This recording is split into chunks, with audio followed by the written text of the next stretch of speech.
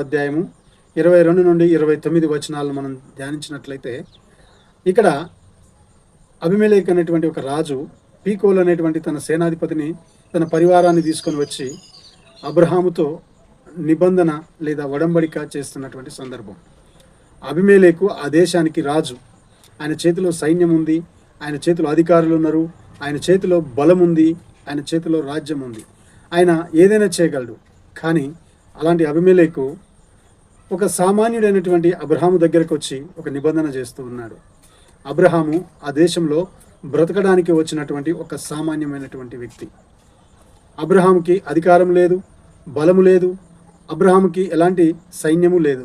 కానీ ఒక సామాన్యమైనటువంటి అబ్రహాముతో రాజైనటువంటి అబీమెలెకు అబ్రహాముకు భయపడి నిబంధన చేస్తూ ఉన్నాడు.